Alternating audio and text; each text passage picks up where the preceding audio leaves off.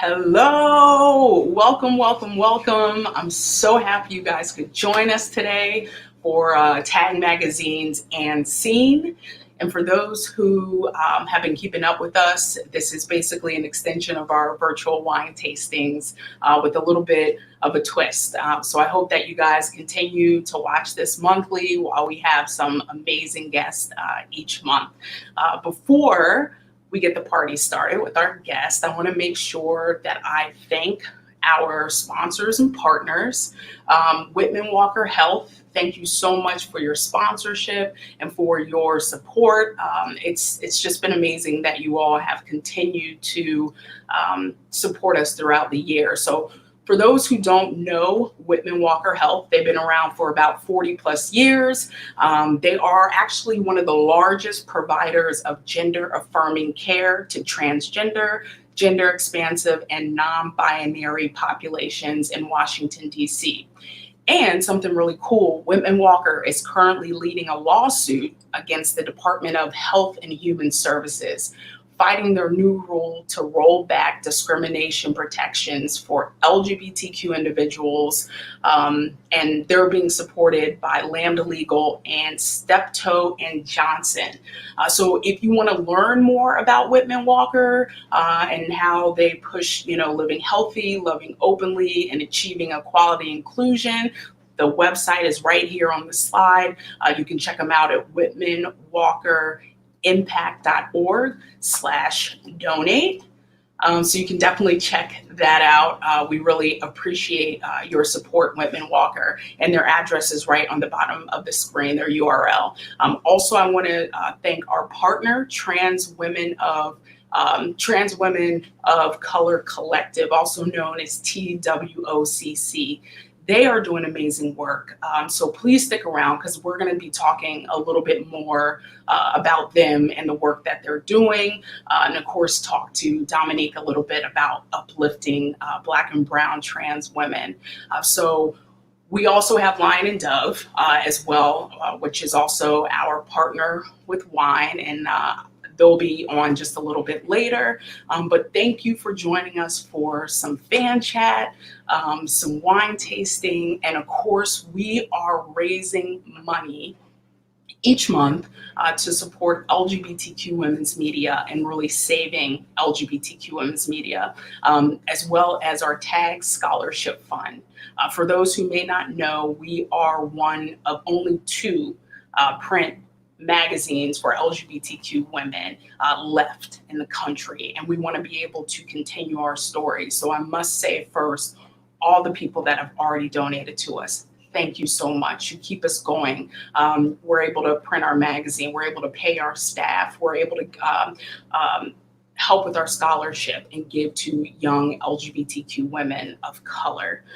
So thank you all. The program, we're asking for you all to visit us, please, at www.supporttagg.com. It's also supporttaggmagazine.com, and that's scrolling right now on your screen. So we're going to be giving you updates. We have the Tagg team behind the scenes, so they'll be checking in and letting us know, how much we've raised. We're almost there at our $5,000 goal. I think we're at almost $1,500. So if we can do this tonight, let's do it. And again, I just thank you all for your support. So I'm pretty sure you all want to get the party started. And I want to introduce our amazing guest, Dominique Jackson. Dominique is best known for portraying Electra in Ryan Murphy's Pose on FX. I know a lot of us know that and love it. She can also be seen on the reality TV show Strut on Oxygen, as well as judging on Legendary on HBO Max. Dominique also has her own premiere episode about her life on Hulu's docuseries Defining Moments. I definitely know I want to see that. And of course, she has some future projects. I'm going to ask her about that a little bit later in this show. So long story short, Dominique is just an overall badass, and she's really sweet too. So that's just a wonderful combination. So without further ado, the wonderful Dominique Jackson. Hi. Hey, how are you? I am very well, thank you. And you? I'm doing well. Well, I'm happy now. Well, thank you. First off, thank you for all that. Not just thank you for having me, but thank you for all that you do. Thank you for Thank you. visibility. Thank you for all of that. It's so wonderful to see us doing our work and going places and doing things and succeeding. And that's what it's about. Yep, you hit the nail on the head. And of course, I have to thank you for your time and support in helping us raise money. So thank you so much. And I have to say really quickly, you and I were on a segment for NBC's Pride and Protest. I Yes. had no idea who was going to be on there with me. They didn't tell me. And then we just popped up. It was you and Alfonso. And so on the outside, I was cool, calm, and collected. And then when I saw you, I was like, oh my God. Thank you, my love. Thank you. I mean, that was so amazing just to see Alfonso and the work that Alfonso does. It's like we have to acknowledge each other Yes, and empower each other, and all of us working together, especially at these times, is extremely important. it is. It definitely is. Well, let's just get this party started. We got some wine, we got some Okay, yeah, rose, we got some Moscato. So while Devin, our favorite wine rep from Lion and Dove, tells us a little bit about what we're drinking, let's just pour our wine. How's that sound? sounds Yes. The newest addition to the Lion and Dove family, this highly acclaimed and delicious rosé, like all Lion and Dove wine, is gluten-free, kosher for Passover, and vegan down to the label, which makes it a perfect wine to share all year round with your friends. Produced in Chile with Cabernet Sauvignon grapes, keep an eye out for its beautiful pink color and enjoy this refreshing, crisp taste that's both dry and light with hints of strawberry. I suggest pairing this rosé with salad, chicken, or charcuterie boards, or even just while you're making dinner. Cheers!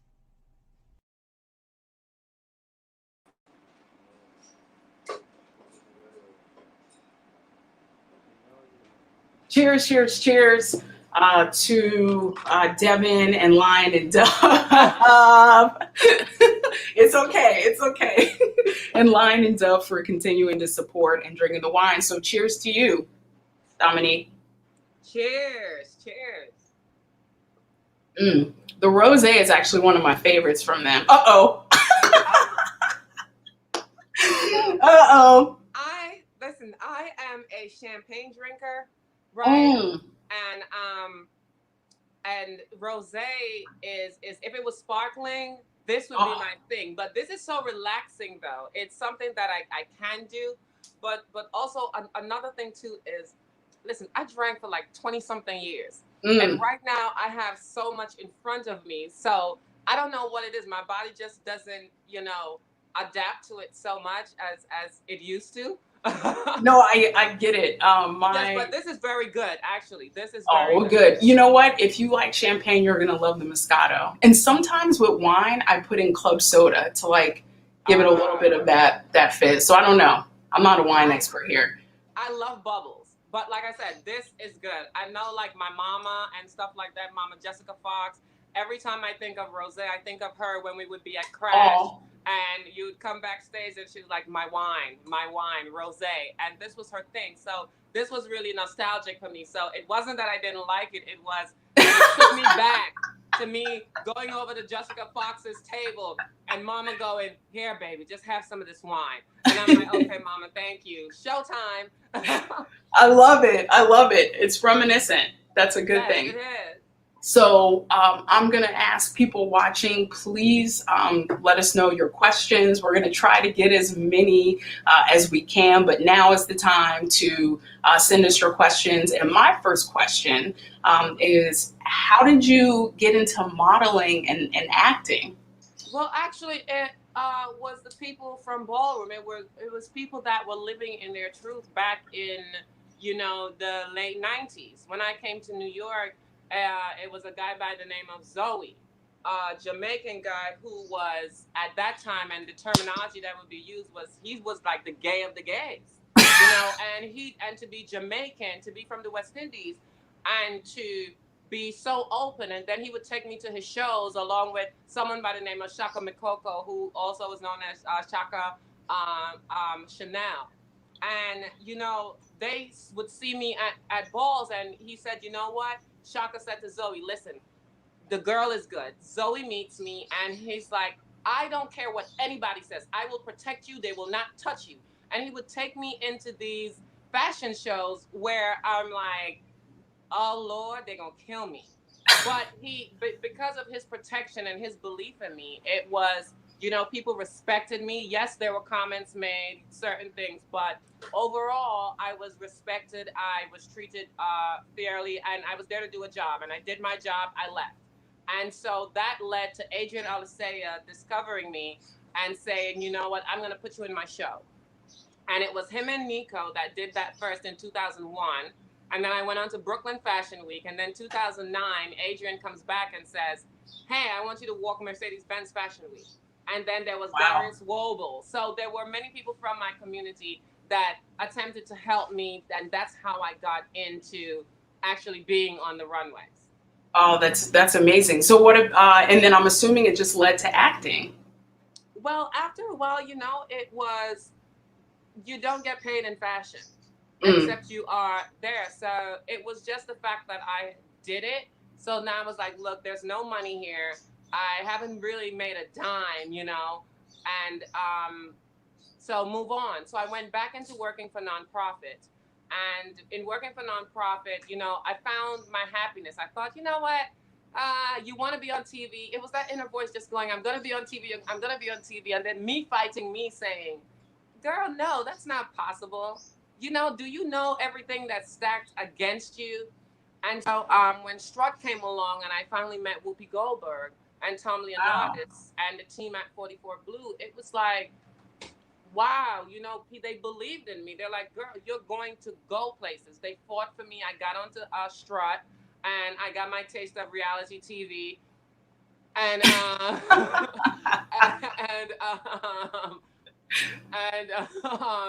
then I decided to go back to nonprofit. When we heard that Strut wasn't coming back to air, I said, you know what? God, thank you so much. I got the 15 minutes. I understand it. It's great. But, this is probably where I belong. And I became director of programs for the organizations that's dear to my heart, which is Destination Tomorrow. And then I got the call that there was this part to audition for. And at first, God bless Hector Extravaganza, my dad, God bless his soul, I go to him and I say, I'm auditioning for this part with Ryan Reynolds. And he looks at me and he smiles and he says, daughter, what? And so on the way to the hospital, I was going through my surgical, my gender affirming surgeries. And we're on our way there and he goes, I have to tell you something, daughter. And I'm like, what, Dad? He's like, you did not audition for Ryan Reynolds. He said, it was Ryan Murphy. I was wondering about that. I was like, and for the longest, I really didn't realize the depth and the impact of what was happening. I just thought, okay, it was a part. And when I really understood that and I got to the auditions, it made me even really want to do this part even more. But not even so much want to do it, but want to give them a run for their money, where if they were to choose an already established Hollywood actor, they would have to beat my Dorian Corey, Avis Pendarvis, Octavia St. Laurent, Danielle Revlon inspired performance. Right. So you put it out there that you were going to act, that you were going to do TV. Yes. I always say, my mom always says it, that a tongue is a powerful weapon. And you put it out there. I think it's so important to do that, to put it out in the universe, instead of telling ourselves we can't. And I tell you this too, and I realize that it also happens in the reverse. When you say to yourself that you can't do things, your brain literally sets into that state, comes into that form, and you literally can't do anything. So what obstacles felt like, look, do it at least die. And no pun intended or anything, but that's how it is for people like myself. When you step outside and you say to yourself, you know what, I'm going to go to these auditions. You will have people that will be in those rooms that will tell you, oh my gosh, no, you can't do this. You're good, but how do we explain it? And then you get the phone call later that evening and you're excited, and then it goes left. And now you become fetishized.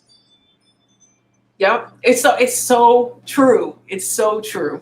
And I hope people are having aha moments out there as we're talking. But let's pull up a couple of questions for you. I want to make sure that the fans get in here and I'm not hogging all of this. So if our team can bring up a question, let's do this.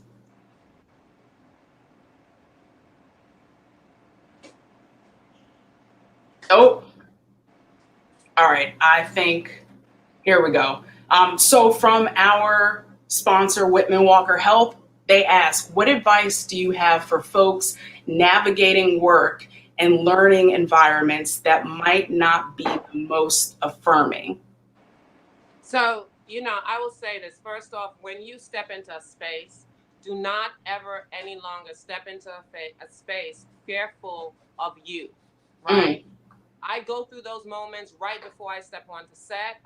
I'll be honest. Sometimes I even have anxiety. I cry. I go through it. But once I step through those doors, once I step into that space, I have to affirm and continue to say to myself, I belong here. Because when you have these negative thoughts in your head, feeling that you don't belong, what happens is you don't function right. You're listening for everything except focusing on what you're there to do. right. And a lot of people focus on the things. If your co-workers are focusing on your sexuality and all that other stuff, or the way you present or express yourself, then they're obviously not doing their jobs. So don't let them distract you with that. Continue to focus on doing your job. Now, if they try to touch you or they disrespect you, that's a different story. Right. We're not going to talk about that right here. That's going to be part 2 when you come back. When you come back. So Seriously, you know what? You have to realize, we have to understand and believe that we belong in these spaces. When I walked into rooms and I stopped looking to impress them and started saying to myself, you have to impress me. Why should I work for you? Not me begging you to work for me, because at the end of the day, if you choose me, it's because you believe that I'm an asset to your company, to your entity, to whatever. So walk in with the confidence, knowing. And that takes us also back to knowing and understanding yourself. Know what, if you want to work as the manager and you know you don't have the qualifications, take the time and study for it. Take the entry level position and work and get to where you want to be. right. Preach. Preach. So Becca DeMonte wants to know, what's the status on season 3 of Pose? Fair enough. Fair enough. I'm assuming because the obviously the pandemic and everything. Yeah, we began filming and then COVID-19 shut us down. And so what people need to also realize too is that the show is extremely important. So we will be back, but for the safety of everyone, we must make sure that when we go back, because remember, we're a huge set. Mr. Murphy employs the LGBTQIA plus community across all spectrums and heterosexual people too. So we have to consider people's families. Our sets are very huge at times. So I prefer that, we take our time, and when it is time and he feels that it is safe for us, because he's the boss, then Yeah. we got So thank you for asking that. Annie, you mentioned a nonprofit that you worked for. Annie wants to know, I guess, a little bit more about it, like I guess what they do and all that. And I'll have a sip of this rosé again on that. I'm with you. I'm with you. So, Destination Tomorrow, for a very long time, we have a lot of people that are of the community, especially trans women, who are constantly told, you have to get off the streets. You have to get off the streets. But when we attempted to get off the streets, people would put us into these positions that made us feel like we were nothing. They would be very extremely condescending to us, not thinking that before we began this transition and people started putting us down, especially for some people who started later, right? We are intelligent human beings with an education, who were going to school and stuff like that. So a lot of the positions that nonprofits would order us just to fulfill, would offer us just to fulfill their grants, were all about, okay, you go out stand on the street corner and give out prophylactics. Condoms. And And it became very insulting to some people, even girls that had, worked hard and said, okay, you know what, I'm going to stop this and I'm not going to do this because society is telling me that. They're not understanding that society has put them in this position and put women in this position since the beginning of time, where we had to negotiate our bodies. So now you're telling us about negotiating our bodies, and then you're saying to us it's wrong, and not accepting the blame that it's your patriarchal system that put us in these positions of selling our bodies. Truth. So, yeah. So that's what I think it's really great that you came from a nonprofit background. Right. So sometimes it just takes me. So it's okay. We're also doing this. Right. So what Destination Tomorrow has done is it's founded and led by a trans man who has been in ballroom, who has been in community, who been to in the prison system, came out and said, I'm going to fix this. I'm going to be the change that needs to be done. And so he started this in 2009, and it was just out of his own sweat and blood, and grew to where we had cubicles to work in. We had shared workspace. And from there, Sean Coleman took Destination Tomorrow to now being the LGBTQ center in the Bronx, where we had none, where people were trying to start centers for us, where they were not there to guide us, but there to instruct us on how we should be. Right. So it's and the icing on the cake is he hires people not based on degree, but by life experience. And those that have the degree are now hired to work alongside those with the life experience. Because if I'm coming to you, talking to you about homelessness and all of this stuff, and you're just reading down a form and you cannot relate to me, how am I going to trust you to help me?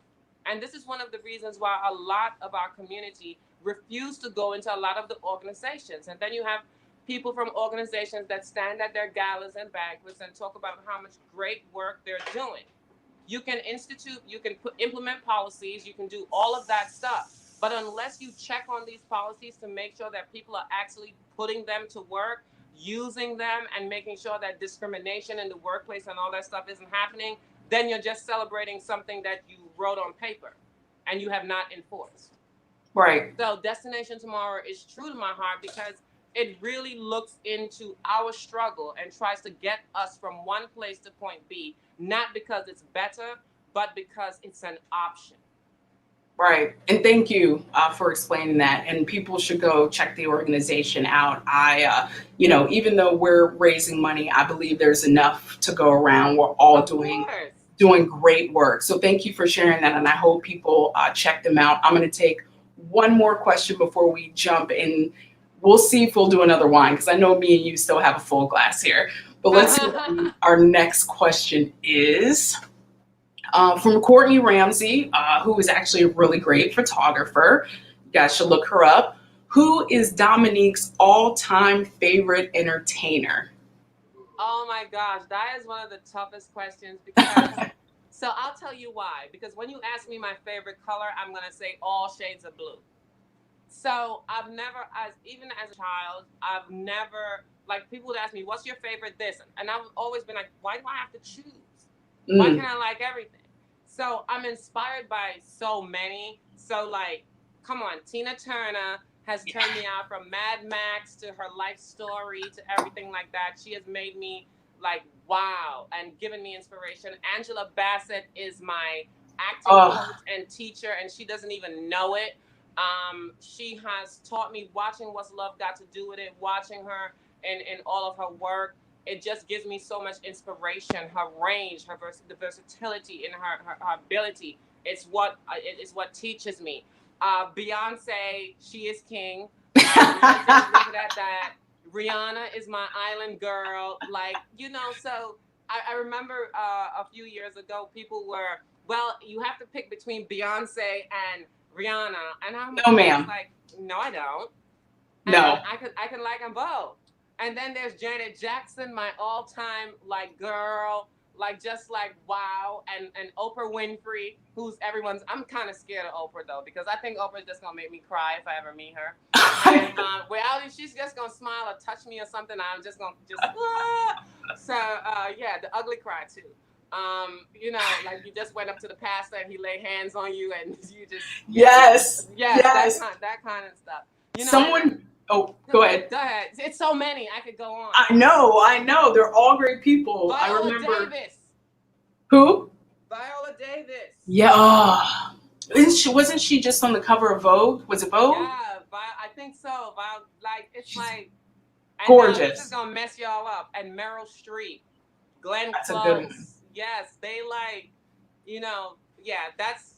They have helped to make me feel like yes, I can do this. I've really tried to study these women and their art and stuff like that. So yeah, I have many entertainers that I. That's a great list. And with Oprah, I remember somebody gave me her entire set of the Oprah Winfrey Show.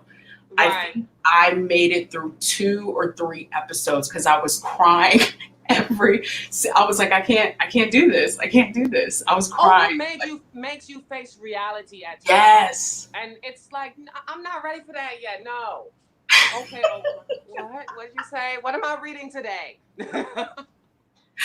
That is hilarious. So, listen, it's up to you because I know we still have some wine. We can switch to Moscato or we can just keep going. Well, let's try it out because let's do it. Here. Baby, may I have another glass, please, if you don't mind? See, it's that's smart. I should have got another glass. Always teamwork over here. All right, let's do this. And while we are pouring, I need to give a shout out to our partner, Trans Women of Color Collective.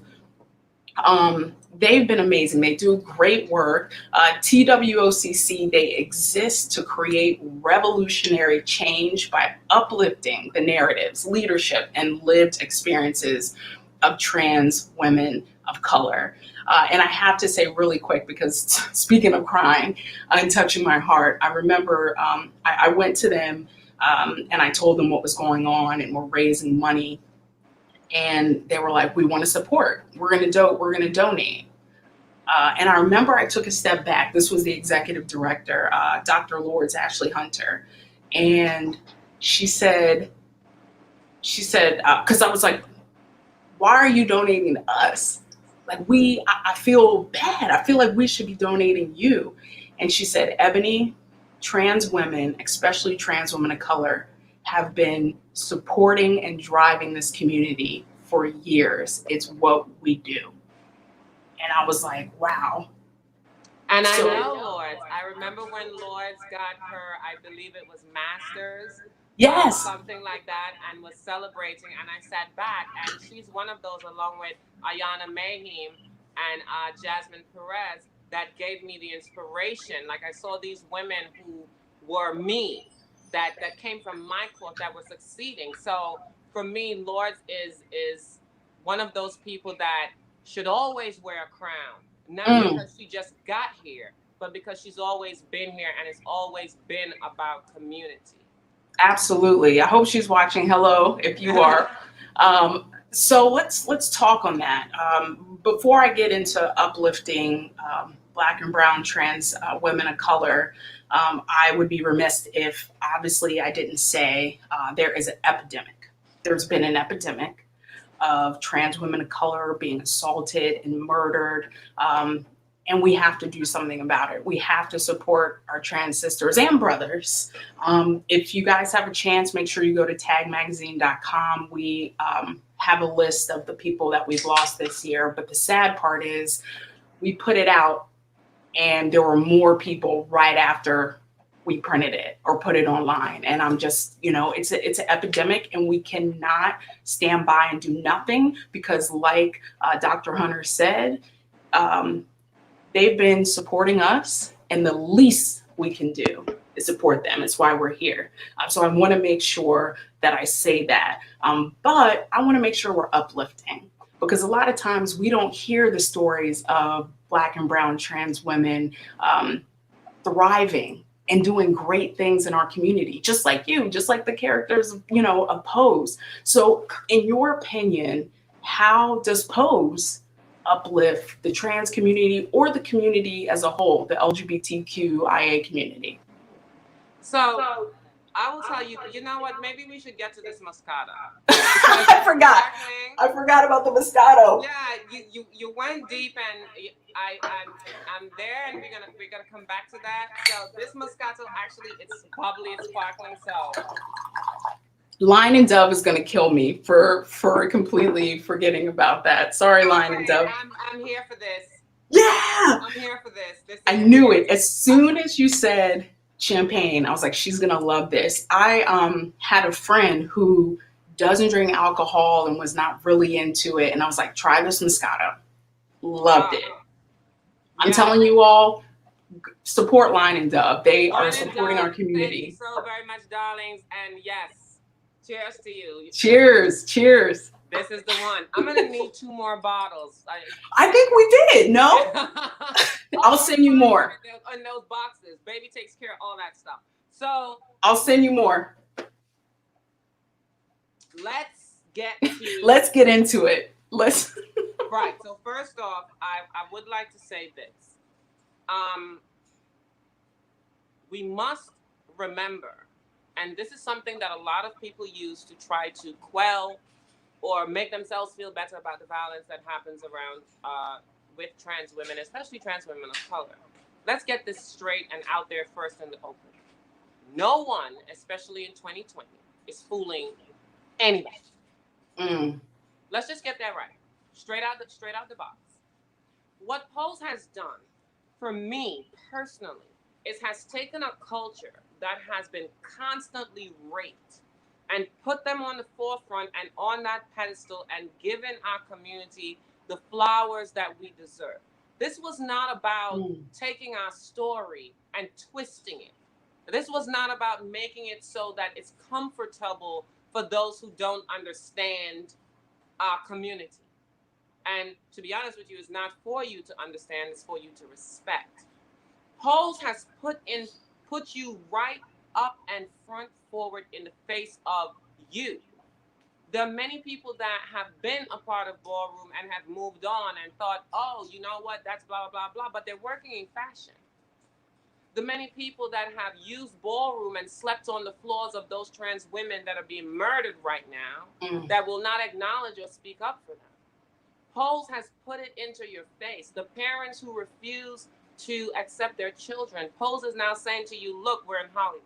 And it's really sad that we had to go into Hollywood for people to say, I accept my child, or I accept my daughter, or, oh my gosh, is this what you all go through?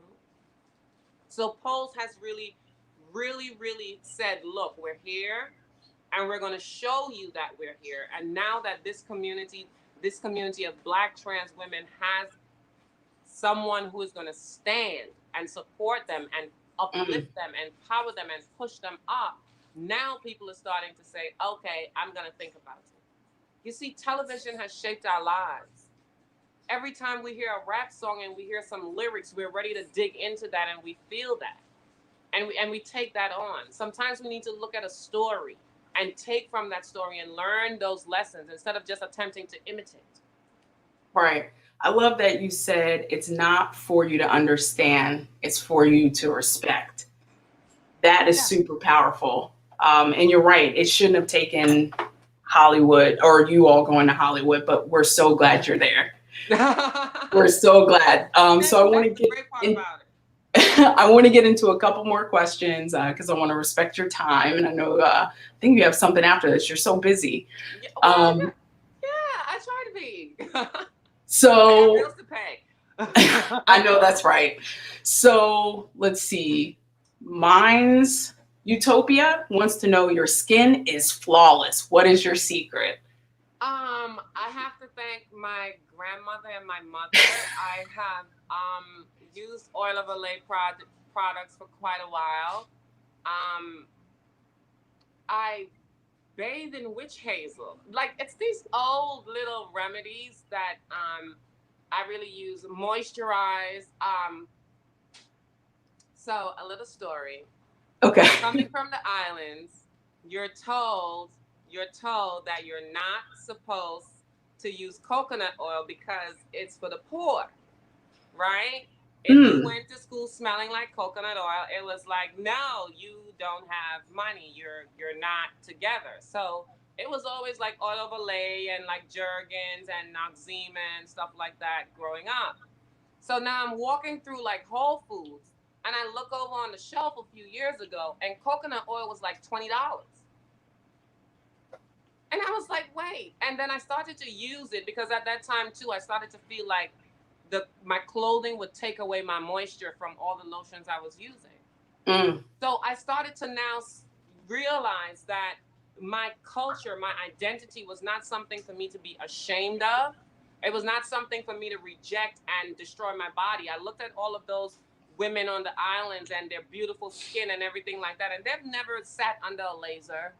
They never sat under any of these things, and they go out into the sun and work every day. So I had to mix all the knowledge that I had, right? And put it and realize, look, accept who you are. If you go out there and you smell like coconut oil, then baby, somebody's just gonna enjoy it. I love it. I live by coconut oil. Plus, I always joke about how Black children always know this, but my mom used to douse me in Vaseline. Well, no, I would go to school shiny. well, they would not put Vaseline on me, but there was also aloe. My grandmother was a Yes. strong believer in aloe, so I was eating aloe from the time I was about 11.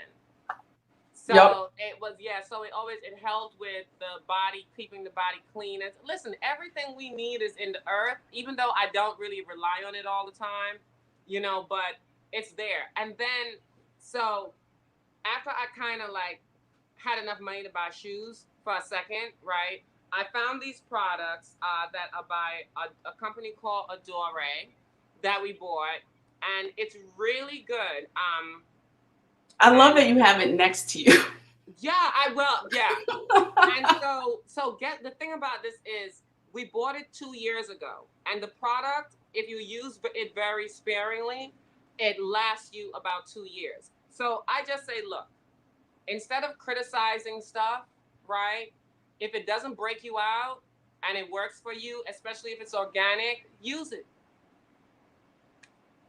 I like it. I like it. And I love that you were meant to have that question, by the way, with your products. Is it okay if we do one more question? Sure, of course. Okay, great.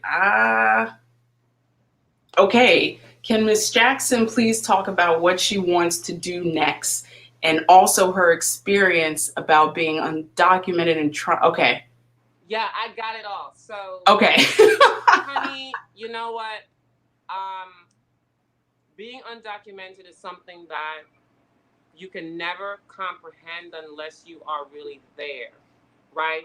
It is a fear that you walk around with every day because you never know what could happen. And especially if you are of the LGBTQIA plus community and you come from a country where you know you will never be able to make it, thrive, survive. Mm. Every day of your life is a fight. You come to this country and you say, and for me, I'll just tell you my story. I came because I thought, you know what? I'm sick and tired of being molested. I'm not doing this anymore. Okay? You will not sit here and talk about how certain people should not exist, but yet you're doing the things that you're doing to me, right? So I left. I came here and I realized that I had safety, but that safety was still not the safety that I really needed, but it was still safer than what I was experiencing. So I was not trying to invade another man's country or take over from anyone or take jobs from anyone. I was just trying to survive. And through this experience, I wasn't able to work. And it's really tough because when I came into the country, I was going to school as a child, and thinking, oh, well, when my mother naturalizes, I'll be fine. And then it wasn't until I was in New York City and I said, you know what? I am not doing this sex work. I'm not doing this. And I went in to places to try to find work. Not only was I met with discrimination because of my identification, but then it was that one little question on the application: are you a U.S. citizen? And and if you said no, then it went to, are you a permanent resident? And once you couldn't answer those questions, it was, where else do I go? What do I do?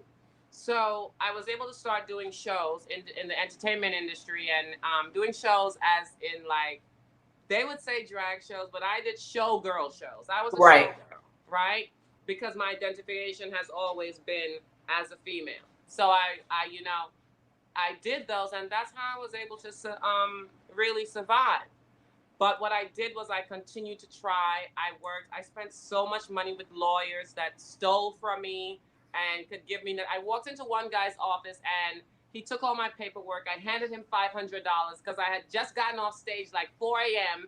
and people tipped me. And I spoke to a few friends and they really gathered money from me. And I walked into the lawyer's office and within 30 seconds, I handed him the money. He flipped through my paperwork and he said, "I'm sorry, I can't help you. Call your mom." So I know it's difficult, but you have to navigate. You cannot be afraid of immigration. You cannot be afraid of paperwork. You cannot just rely on a lawyer to do your work for you, and try to get with some of the organizations that work with immigration to try to help. But being undocumented was a struggle. And now that I have gotten past that, I will tell you, keep trying, keep working, try to be as safe as possible, especially in these times. Try to be as safe as you can. Yeah, that's great advice. And really quickly, I know we only have a few more minutes. Any future projects? I know I heard about American Gods on Stars. So feel free to talk about that, but anything that we should be looking out So for. it was the day after we went to the Emmys last year, and the amazing Billy Porter won his first Emmy, which was so well deserved. And I don't care what anyone says, Billy deserves these accolades at this time. He's been working so hard for it. He really deserves it. And it was right after the Emmys, and my manager calls and he says, how do you feel about American Gods? And I'm like, what do you mean, how do I feel? It's like, it's American Gods. Have you seen Shadow? Like, anyway. And it was like, I really was into the show because it showed a different perspective of our beliefs, especially that episode that spoke to everyone's Jesus. At that Easter episode, there were so many representations of Jesus according to everyone's belief. And I was like, you know what? That's really what that higher power kind of represents. So I loved American Gods. So I'm like, yes, of course. Okay, send me the self-tape. And, I'll self-tape. I hate self-tape. It's like the worst. And he's like, oh, no, they're offering you the part. And I literally, I was like hands in the air, just like, thank you, Jesus, thank you, God, thank you. Because it's rare for someone to believe in your talent that much that it's not even a read or a submission. It's a, hey, we just want you to play the part.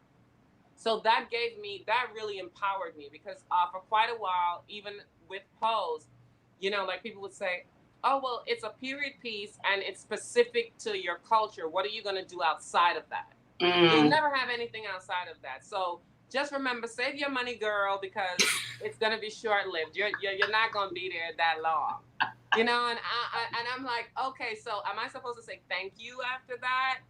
That was the compliment? And that was when I had like 10,000 Instagram followers, which I'm really not too. I love the followers and everything like that, but it's not my focus. And now that I have 500,000, and now that Mr. Murphy has confirmed and shown to the world that he's really serious about keeping us working, like what he has done with Angelica Ross. The day after the episode aired that Candy died, it was in the papers. The papers. I'm old. It was live that that she was on American Horror Story. So we have found someone that it's not loving us because of what we can do for them or how we can make them look great, but loving us because they see our talent and they want to put us out there and support us. Nailed it. I can't thank you enough for spending time with us. And make sure you all follow on Instagram, Twitter, and look out for American Gods and all of that. I think there's another one, Chick Fight as well. Oh, wait, you really? Yeah, there was Chick Fight. Yeah, I didn't audition for that one either. That, you know what? And that says a lot. It goes back. It goes back So to the yeah, so tongue. it's like, yeah, people out there really see you, and Hollywood is so huge. So I'll tell you all out there, whether it's small production, big production, take your time, go through it. Whether it takes 2 years, 5 years, 10 years, stick to your goals, okay, Mm. and be kind while you do it. Lead with kindness. Oh, I love that. I was like, we need to end on something positive, and that's perfect. So very quickly, just want to thank our sponsor, Women Walker Health, thank our partner, Trans Women of Color Collective. Both organizations are awesome. Thank you to Lion and Dove Wine. I owe Dominique a few more bottles of Moscato. Yes. I'm totally fine with that. But thank you so much for being here. And to everyone out there, if nobody has told you today, remember that you are loved and seen. We'll see you next month. Bye, loves. Thank you. You're awesome, Ebony.